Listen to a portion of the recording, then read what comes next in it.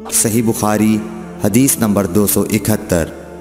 حضرت عائشہ رضی اللہ تعالیٰ عنہا نے فرمایا، گویا کہ میں حضرت صلی اللہ علیہ وسلم کی مانگ میں خوشبو کی چمک دیکھ رہی ہوں، اس حال میں کہ آپ احرام باندھے ہوئے ہیں۔ صحیح بخاری حدیث نمبر 272۔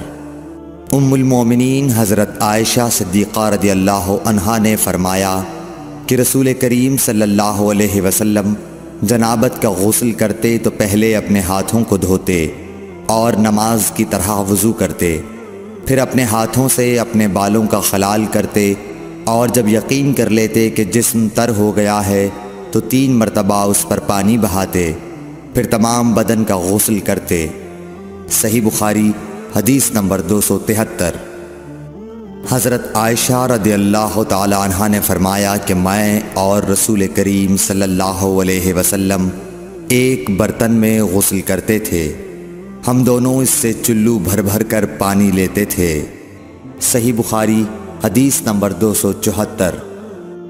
ام المومنین حضرت میمونہ رضی اللہ عنہا نے فرمایا کہ رسول اللہ صلی اللہ علیہ وسلم نے غسل جنابت کے لیے پانی رکھا، پھر آپ نے پہلے 2 یا 3 مرتبہ اپنے دائیں ہاتھ سے بائیں ہاتھ پر پانی ڈالا، پھر شرمگاہ دھوئی، پھر ہاتھ کو زمین پر یا دیوار پر 2 یا 3 بار رگڑا، پھر کلی کی اور ناک میں ڈالا اور اپنے چہرے اور بازوؤں کو دھویا، پھر سر پر پانی بہایا اور سارے بدن کا غسل کیا، پھر اپنی جگہ سے سرک کر پاؤں دھوئے۔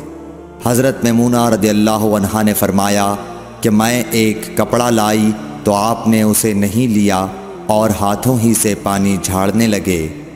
صحیح بخاری حدیث نمبر 275۔ حضرت ابو ہریرہ رضی اللہ تعالیٰ عنہ سے روایت ہے کہ نماز کی تکبیر ہوئی اور صفیں برابر ہو گئیں، لوگ کھڑے تھے کہ رسول کریم صلی اللہ علیہ وسلم اپنے حجرے سے ہماری طرف تشریف لائے۔ جب آپ مصلی پر کھڑے ہو چکے تو یاد آیا کہ آپ جنبی ہیں، پس آپ نے ہم سے فرمایا کہ اپنی جگہ کھڑے رہو، اور آپ واپس چلے گئے۔ پھر آپ نے غسل کیا اور واپس ہماری طرف تشریف لائے تو سر سے پانی کے قطرے ٹپک رہے تھے۔ آپ نے نماز کے لیے تکبیر کہی اور ہم نے آپ کے ساتھ نماز ادا کی۔